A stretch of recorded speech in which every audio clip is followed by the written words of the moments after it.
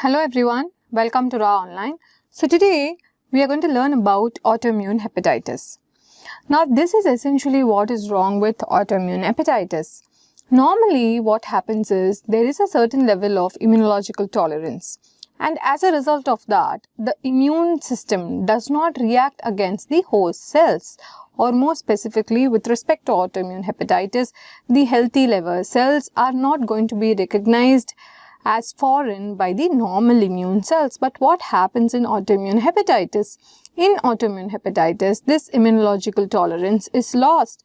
And not only that, what happens is sometimes, although the autoimmune predisposition may be genetically determined, certain other triggers, for example, exposure to certain drugs or infection with viruses, can result in molecular mimicry, where the immune cells which are going to be targeted against these either the drug related haptens or the viruses are going to be also acting against the normal liver cells because of molecular mimicry, which means shared epitopes.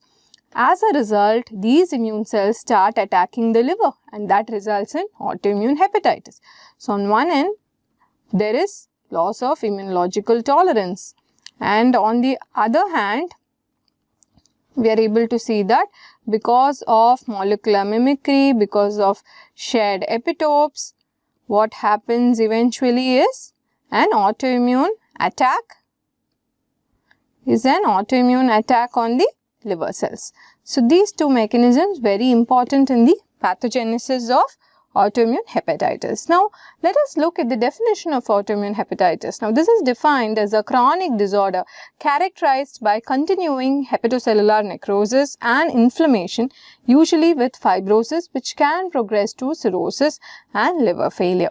More specifically, the AASLD came up with a definition for autoimmune hepatitis, where they said this is a syndrome which is characterized by three features. One, there should be characteristic histological abnormalities in the form of a lymphoplasmacytic interface hepatitis. Two, there should be elevation of transaminases and hypergammaglobulinemia as evidenced by elevation in the total IgG levels. And three, presence of one or more characteristic autoantibodies. Some of the common antibodies that are associated with autoimmune hepatitis include ANA, anti-nuclear antibody, anti-smooth muscle antibody, anti-LKM, particularly LKM1, and finally anti-SLA, which is antibody to the soluble liver antigen. Now let us learn, or rather familiarize ourselves with a few terminologies before we head further in our discussion on autoimmune hepatitis. So what is inactive cirrhosis? Inactive cirrhosis is defined by the absence of inflammatory infiltrate in the portal tracts of fibrous bands in cirrhosis. So basically, inactive means there is no inflammation. So what is acute severe autoimmune hepatitis? Acute severe autoimmune hepatitis is going to be characterized by jaundice and or coagulopathy. But remember, there is no encephalopathy. So once encephalopathy sets in, that means the patient has developed an acute liver failure. So acute severe autoimmune hepatitis is different from the acute liver failure secondary to autoimmune hepatitis in that hepatic encephalopathy is going to be a feature of acute liver failure, whereas in acute severe autoimmune hepatitis, these patients are going to present to us with coagulopathy and or jaundice. And there should be no other previously diagnosed liver disease. What is remission? Remission, we have two kinds of remission, biochemical remission and histological remission. So as the terminology itself clearly specifies, biochemical remission refers to recovery of the transaminase levels and the gamma globulin to normal level after treatment. And histological remission refers to absence of inflammation in the liver tissue following initiation of treatment. So biochemical remission is basically return of transaminitis and elevated IgG to normal levels, and histological remission is essentially recovery and absence of inflammation on the liver biopsy. What is treatment failure? Treatment failure is basically the opposite of remission, right? So if the biochemical or histological parameters, biochemical and or histological parameters, if they continue to worsen despite good compliance to standard treatment, then we would refer to it as treatment failure. Now, what is incomplete response? Incomplete response is basically there has been an improvement in biochemical or histological parameters, but it does not fulfill the remission criteria. So, that is called a incomplete response, something like a partial remission. And finally, what is relapse? Relapse is basically exacerbation of disease activity as evidenced by biochemical or histological parameters after induction of remission or drug withdrawal. So, basically in relapse what happens is remission has occurred following remission if there is evidence of disease activity, or following withdrawal of the drug there is disease activity, then we would refer to it as a relapse. Now, let us look about the pathophysiology of autoimmune hepatitis. So, as I mentioned earlier, on one hand, there is going to be loss of immunological tolerance to the self-liver antigens, and that is going to bring about a cell-mediated immunological attack against these liver cells. And as I mentioned earlier, this autoimmune predisposition may be genetically determined. However, certain other environmental triggers in the form of viral infections or exposure to drugs, that is what usually triggers the liver injury, which ultimately results in autoimmune hepatitis. Now, as I mentioned earlier, the other component to it, how this liver injury is triggered by these viruses and drugs, that is through molecular mimicry secondary to shared epitopes. So, basically that means that these drugs or viruses, they have certain epitopes, certain antigen presenting, certain antigenic sites which are very similar to the antigenic sites on the liver cells. So, therefore, these immune cells which are going to target these antigenic sites, they also start attacking the liver cells which have similar antigenic sites, and that is what is meant by molecular mimicry. So, and this autoimmune basis for this kind of hepatitis can be supported by the presence of 1. Autoantibodies, 2. The histopathological lesions are predominantly composed of cytotoxic T cells and plasma cells. So, that again further suggests an immune-mediated reaction. And these diseases, they are associated with other autoimmune disorders like rheumatoid arthritis or inflammatory bowel disease, and therefore that again further increases the chances that this has an underlying autoimmune phenomena. And not only that, this is also associated with HLA haplotypes which have been linked to well-established autoimmune diseases like HLA DR3, DR4, B1 and B8. And finally, this group of conditions, they show a very good response to glucocorticoids and other immunosuppressants. So, based on this, there was a group of hepatitis or liver diseases for which the etiology was undetermined. And for such cases, they found that a large proportion of them which fell into the cryptogenic group, they actually had autoimmune hepatitis, and these points supported the possibility of the underlying autoimmune mechanism. So, 1. Autoantibodies, 2.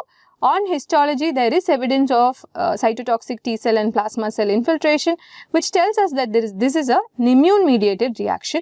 3. It is associated with other autoimmune disorders. 4. Association with HLA haplotypes which have been associated with autoimmune diseases. And finally, 5. The response to glucocorticoids and immunosuppressants is very, very good. So, molecular mimicry by the cross-reacting antigens will result in the CD4 T cells which get sensitized to the hepatocyte membrane proteins which actually cause damage. So, in addition to molecular mimicry, what happens is certain regulatory mechanisms are generally in place which control these T cells, which bring about this immunological tolerance. So, when these control mechanisms are lost, that is again going to result in autoimmunity. So, these 3 mechanisms very important in the pathophysiology of autoimmune hepatitis. 1. Loss of immunological tolerance, 2. Molecular mimicry, and 3. Abnormal regulatory mechanisms which keep the CD4 T cells under control. So, cell-mediated immunity is largely responsible for the liver injury that occurs in autoimmune hepatitis. On the other hand, humoral immunity plays a very important role in the extrahepatic manifestations of autoimmune hepatitis. For instance, arthritis, vasculitis, glomerulonephritis all seem to be caused by an immune complex mediated reaction and complement activation. Now, let us look at the clinical features of autoimmune hepatitis. So, these patients usually have an insidious onset. They can either present with an acute hepatitis-like picture.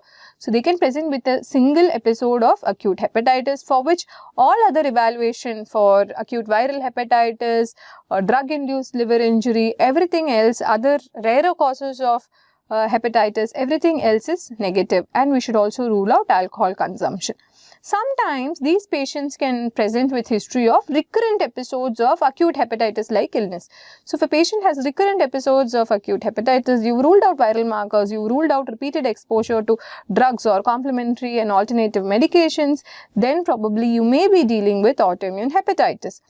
Some patients, actually a large number of patients with autoimmune hepatitis actually seem to be asymptomatic, and the only thing that makes us suspect autoimmune hepatitis in this group is actually the persistent elevation of transaminases in the absence of any other etiology. That is what points towards a diagnosis of autoimmune hepatitis.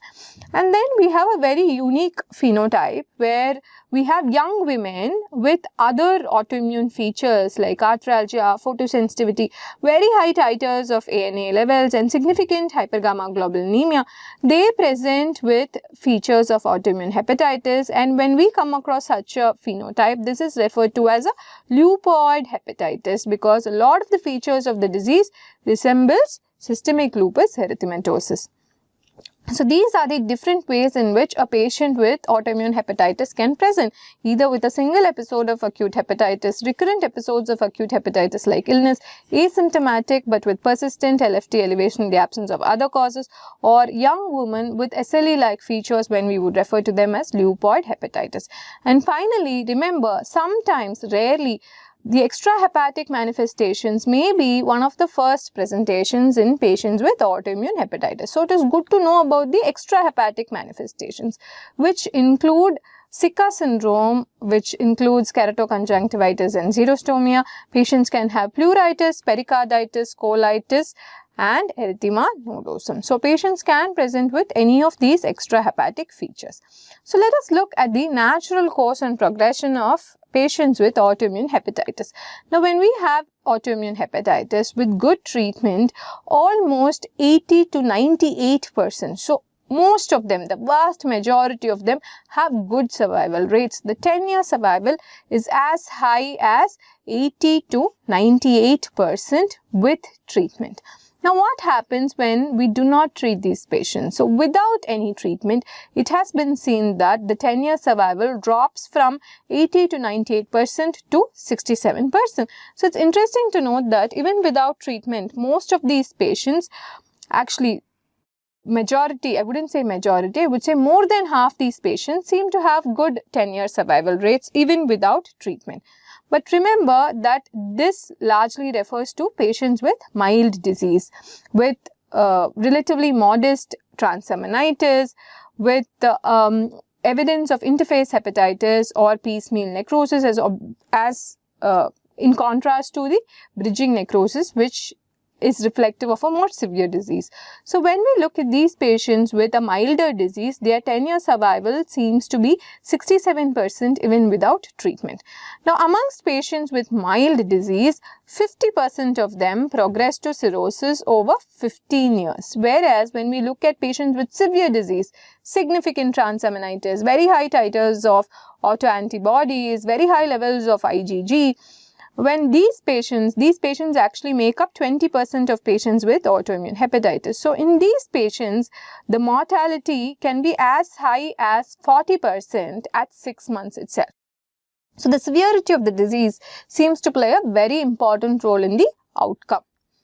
Now, what are the poor prognostic factors? So, bridging necrosis and multilobular collapse at presentation is a very important poor prognostic factor. Similarly, failure of serum bilirubin to return back to normal levels even beyond 2 weeks is another poor prognostic factor. So, in such instances, the mortality rate climbs up significantly. What are the complications of patients with autoimmune hepatitis?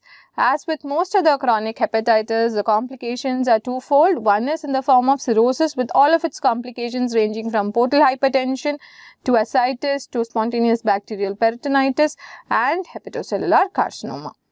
So, let us look at the liver function test abnormalities in patients with autoimmune hepatitis. It's good to remember that the extent of elevation of transaminases do not correlate with the severity. That means if a patient has significant transaminitis, let us say SGOT, SGPTs above 1000, that does not necessarily mean that this patient has a severe disease. So usually the most common LFT abnormality noticed in patients with autoimmune hepatitis is a mild transaminitis. So there will be a modest elevation in the ALT, AST. Usually they fluctuate somewhere between 100 to 1000 units per liter. They rarely are going to be more than 1000 units per liter. So when you find ALT, AST elevations more than 1000 units per liter, you may not be dealing with autoimmune hepatitis. Next, bilirubin. Bilirubin and alkaline phosphatase are going to be normal in the vast majority of patients with autoimmune hepatitis. However, when you do find hyperbilirubinemia, think that the patient has a severe disease. So what are the other indicators of severe disease? One is hyperbilirubinemia, the other one is coagulopathy and hypoalbuminemia. So hyperbilirubinemia reflects a severe disease. Coagulopathy and hypoalbuminemia reflect either a severe disease or a more advanced disease. Now, in addition to liver function tests, what are the other tests that may come in handy? One is measurement of the IgG levels. So, these patients have a high IgG levels and there will be a polyclonal hypergamma-globulinemia with the gamma globulin being more than 2.5 milligram per deciliter often. In addition, most of these patients are positive for RA factor. Now, let us look at the antibodies in autoimmune hepatitis. So, I'm going to quickly list out the most important autoantibodies in autoimmune hepatitis, starting from ANA, which usually has a homogeneous pattern in patients with autoimmune hepatitis. Then we have the anti-smooth muscle antibody, where the antibodies are often produced to either actin, vimentin or skeleton. Then we have antibodies to F-actin, anti-LKM antibody, then anti-SLA, which is soluble liver antigen, antibody to alpha-actinin, antibody to liver-specific acycloglycoprotein receptor. So, quickly, let's look at the diagnostic value of each antibody. So, let us learn about which antibody is important in which situation. So, before I start this, let me tell you that based on the phenotype and the kind of antibodies that may be present, autoimmune hepatitis can be broadly divided into type 1 and type 2. So, it is good to remember that. So, we have ANA. ANA is going to be usually homogeneous pattern and this is seen in type 1 autoimmune hepatitis. Then we have anti-smooth muscle antibody, which is again going to be seen in type 1 hepatitis.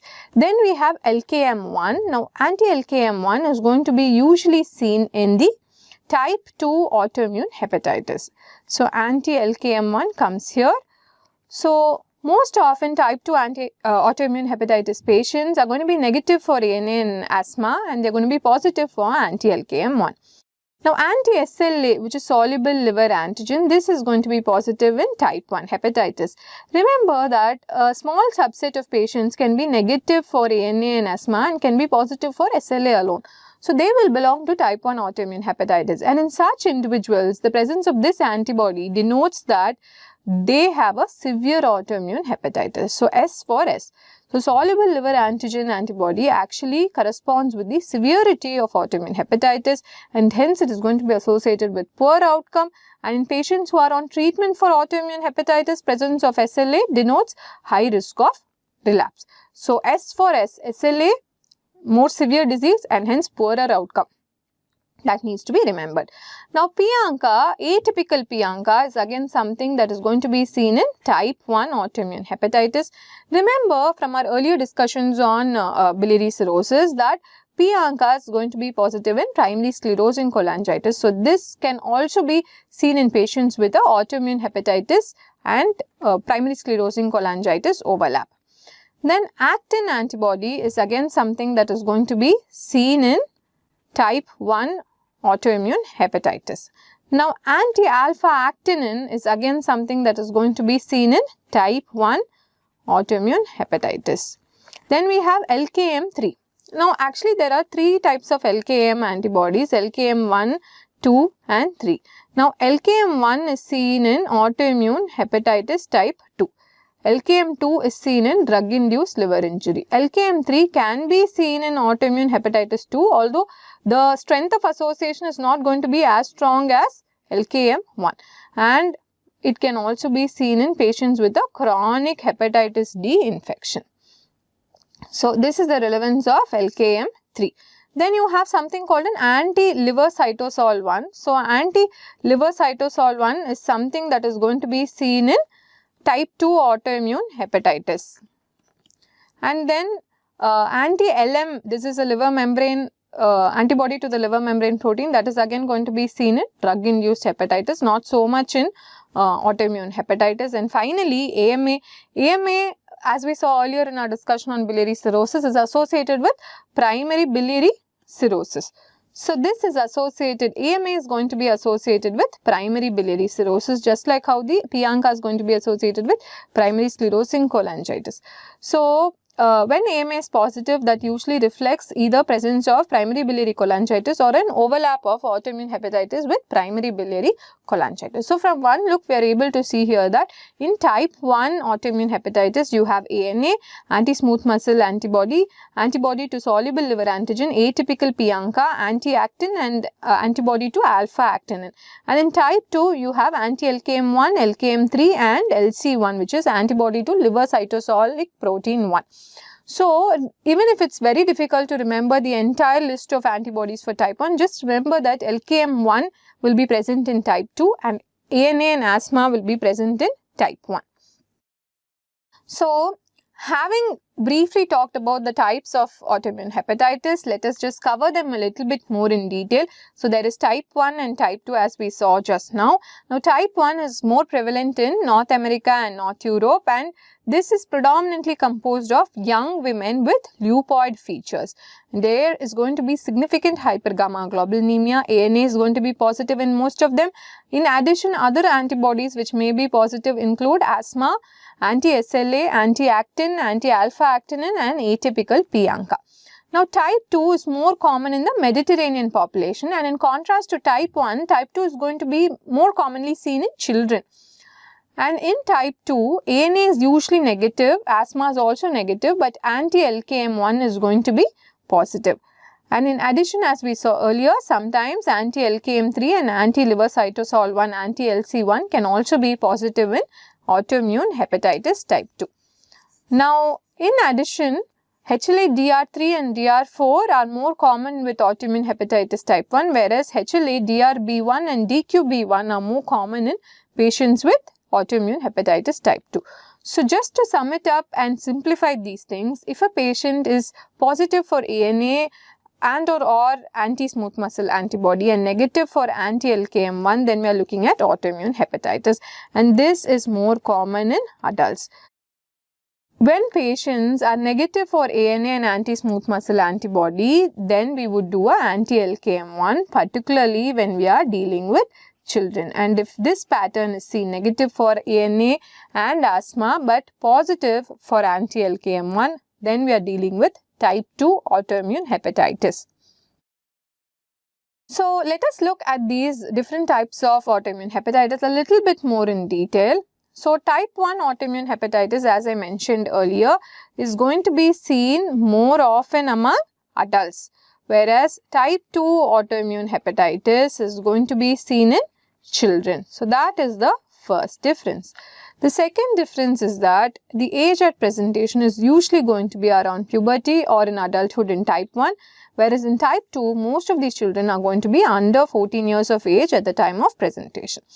So, but in addition to this, what I would like to throw light upon is that often in type 1 autoimmune hepatitis, these patients present with chronic symptoms. So, they present with a chronic liver disease features, like they may have sequelae of chronic liver disease, they may present with complications like ascites or GI bleeding, or they may be asymptomatic. So, often they may not have an acute presentation, Whereas with type 2 autoimmune hepatitis, at least 40% of them have an acute presentation. Therefore, some of them can present with acute liver failure, and relapses are more frequent in this group.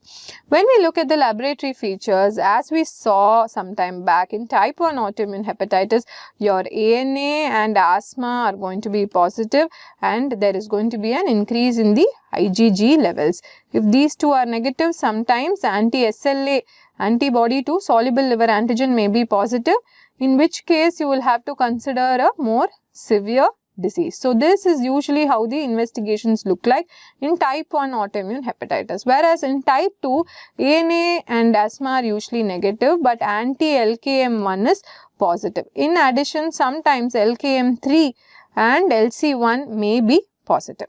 Now, when we look at the concurrent immune diseases, both in type 1 and in type 2, autoimmune thyroid disease seems to be a consistently accompanying feature.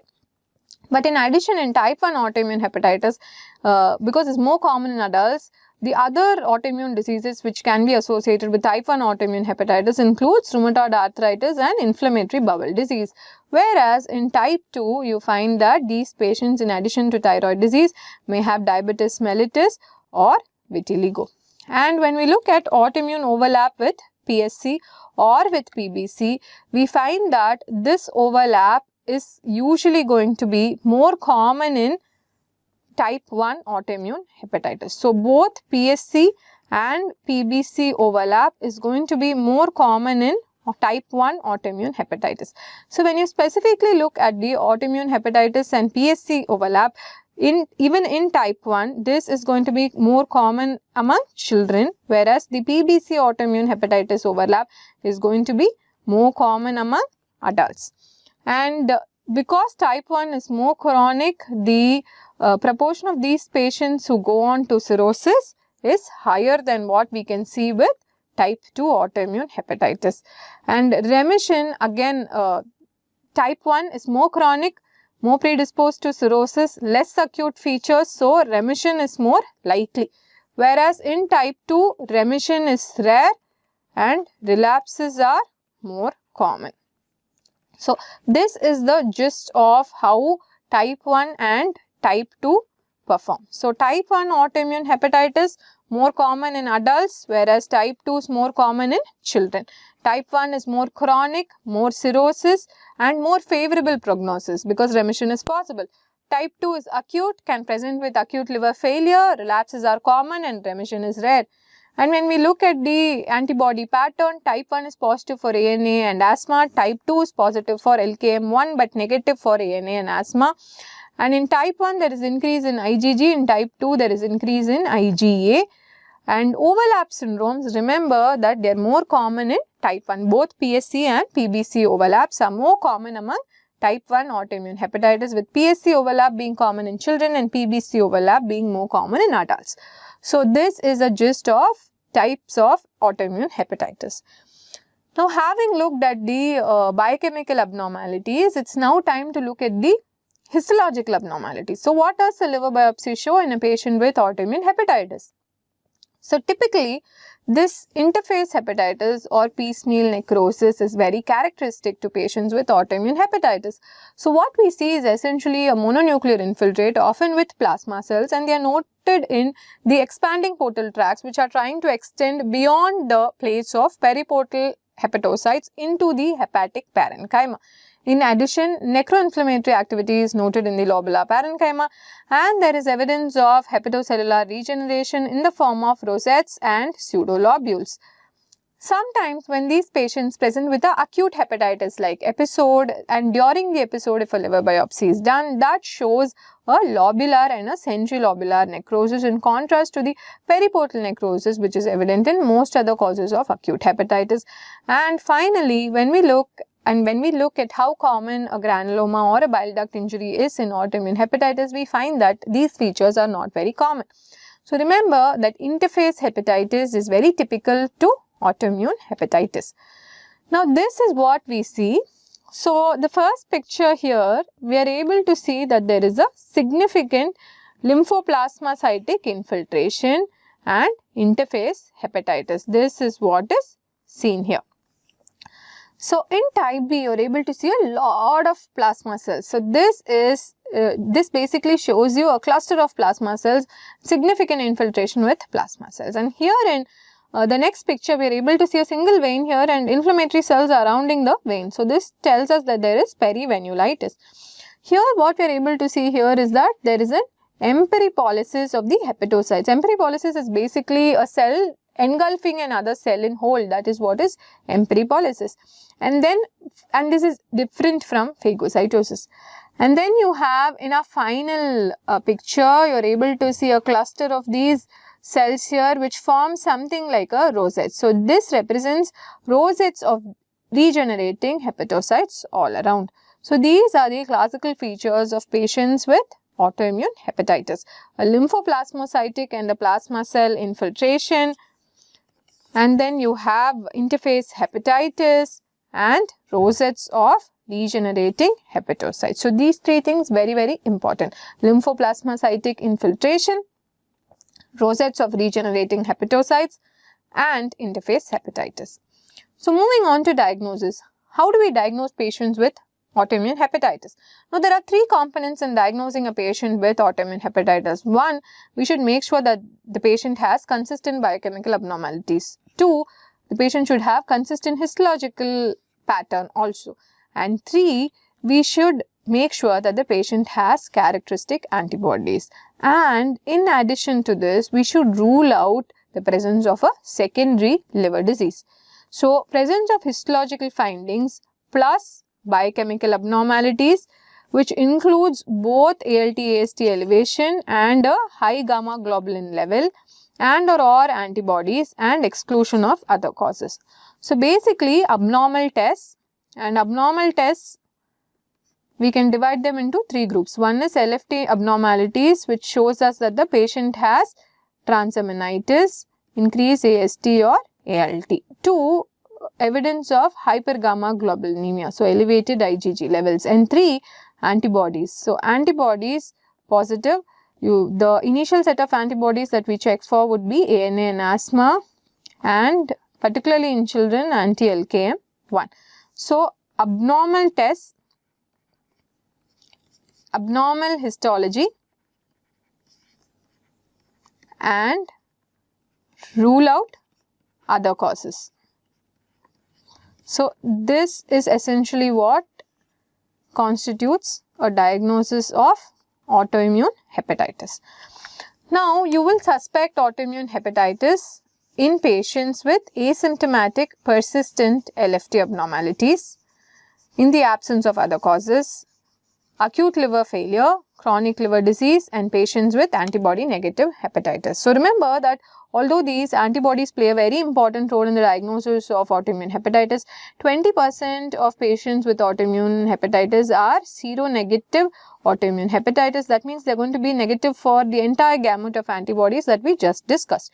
So you will have autoimmune hepatitis as one of your differentials whenever you are approaching a patient with transaminitis, whenever you are approaching a patient with acute liver failure, with chronic liver disease, and with an antibody negative hepatitis. So even on evaluation, just because antibodies are negative, do not rule out a diagnosis of autoimmune hepatitis. And remember, whenever you diagnose a patient with autoimmune hepatitis, always screen these patients for celiac and thyroid disease, very important. And also assess for the presence of other autoimmune conditions like rheumatoid arthritis, diabetes, inflammatory bowel disease, and autoimmune hemolytic anemia, and rule out drugs. For two reasons. One, it may be a drug-induced autoimmune hepatitis. Two, in certain instances, drug-induced liver injury can actually mimic autoimmune hepatitis. For these reasons, you will have to always rule out drugs whenever you diagnose patients with autoimmune hepatitis. So look for other coexisting autoimmune conditions and rule out drugs. So we have two scores which will help us to determine whether what we are dealing with is an autoimmune hepatitis or not. So the first score on the left side looks very crowded. Now this is the revised, more comprehensive score, revised autoimmune hepatitis score. So as you are able to see, this has a lot of attributes. It looks at the gender, it looks at the FOS and the SGPT ratio, it looks for the presence of hypergammaglobulinemia, it looks at the autoantibody profile, it looks for illicit drug use, looks for alcohol use, looks at the histopathological findings, it looks at the viral hepatitis markers, and based on these 8 criteria, you are able to derive at a final score.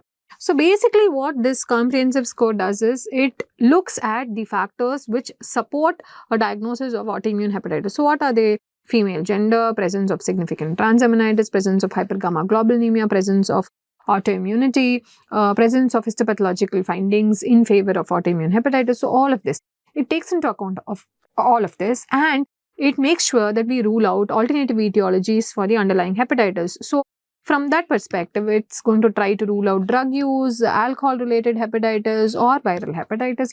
And finally, in this process, you make a diagnosis based on this revised international autoimmune hepatitis group scoring system. So based on these 8 criteria, finally you arrive at a score. Now, if your score is going to be more than 15, then a diagnosis of autoimmune hepatitis is said to be definite. If it is more than 10, it is said to be probable. If it is less than 10, then it is less likely to be autoimmune hepatitis.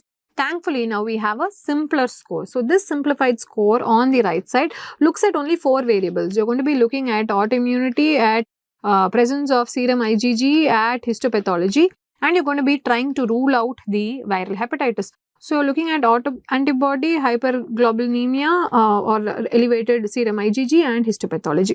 So if your ANA or anti-smooth muscle antibody is positive, then that again carries a heavier weightage. If your serum IgG levels are significantly higher, that carries a heavier weightage. If your histopathological findings are typical of autoimmune hepatitis, that again carries a heavier weightage. So all of this is given a score of 2 each. And if your viral hepatitis markers are negative, so you're ruling out viral hepatitis, that again additionally gives a score of +2. So the maximum score that you can get on this is going to be 8. So on a score of 8, if the score is going to be 7 or more, a diagnosis of autoimmune hepatitis is definite.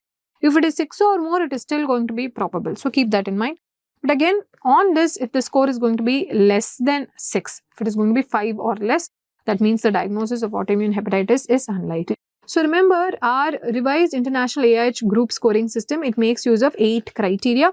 Our simplified scoring system makes use of only 4 criteria. Both are trying to do the same things. You're trying to sort of look at the factors which increase the possibility or increase the likelihood of a diagnosis of autoimmune hepatitis.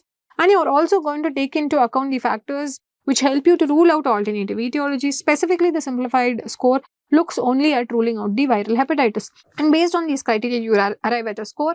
The cutoff to make a diagnosis is 15 for the AIH group score, and it is going to be 7 for the simplified score. Where both are more used is that the AIH group score has a better sensitivity. So whenever you use a sensitive tool, that is going to help you to rule out a disease. So this should be used as an initial score. I understand that this is a more comprehensive score. Therefore, we are going to obviously be sort of tempted to use a simplified score as the initial score. But because the comprehensive score is more sensitive, it may be a good idea to use this score first to rule out the possibility of autoimmune hepatitis. So here, if the score is going to be less than 10 on this score which is first used, then very less likely you are dealing with autoimmune hepatitis. Suppose the score is going to be more than 10, then you can confirm it with the simplified score, which is going to be more specific. You do a simplified score, and if your simplified score is more than or equal to 7, very likely it is autoimmune hepatitis, definitely autoimmune hepatitis. Even if it's 6 or more, it is probably autoimmune hepatitis. So that's how you approach the diagnosis of autoimmune hepatitis using these scoring systems.